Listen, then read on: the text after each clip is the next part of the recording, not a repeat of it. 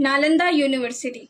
नालंदा शब्द संस्कृत के 3 शब्दों से आया है, ना प्लस आलम प्लस ता, जिसका अर्थ होता है न रुकने वाला ज्ञान का प्रवाह, वो प्रवाह जिसकी कोई सीमा ना हो।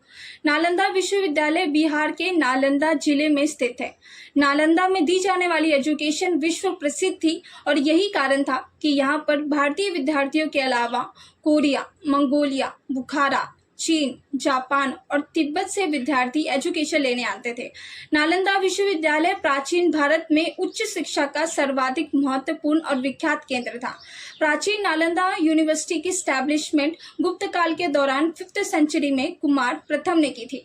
कुछ रिकॉर्ड के मुताबिक नालंदा विश्वविद्यालय आम के बगीचे में बनी थी, जो कि 500 व्यापारियों ने गौतम बुद्ध को तोहफे में दी थी, पर आर्कियोलॉजी की रिपोर्ट के मुताबिक नालंदा 5th सेंचुरी में बनाया गया था।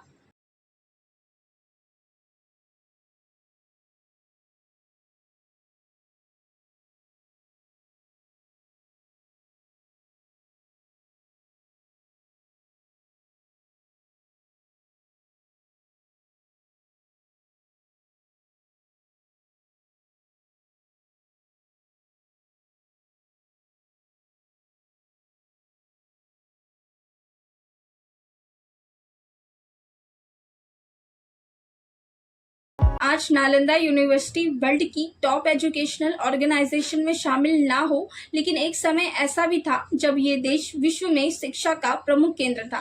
भारत में ही दुनिया की फर्स्ट बोर्डिंग यूनिवर्सिटी खुली थी। नालंदा विश्वविद्यालय में सिर्फ रिलीजियस ही नहीं बल्कि sociology, politics, economy, Ayurveda, history, science, इन सभी में शिक्षा दी जाती थी। इसके साथ साथ हर सब्जेक्ट का ज्ञान देने के लिए यहाँ पर 9 मंजिला लाइब्रेरी बनाई गई थी और कहा जाता है इस लाइब्रेरी में लगभग 9 मिलियन पुस्तकें थी।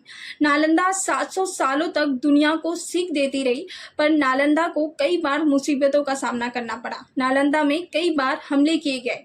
12th सेंचुरी में तुर्की के शासक बख्तियार खिलजी ने नालंदा यूनिवर्सिटी में आग लगवा दी थी।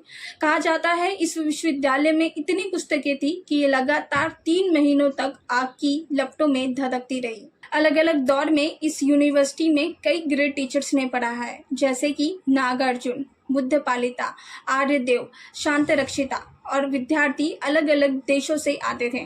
पर इन सब के बावजूद नालंदा समय की मार को झेल नहीं पाया। पर नालंदा जैसी यूनिवर्सिटी इस बात का सबूत है कि भारत शिक्षा के क्षेत्र में सदियों से दुनिया को रोशन करता आ रहा है।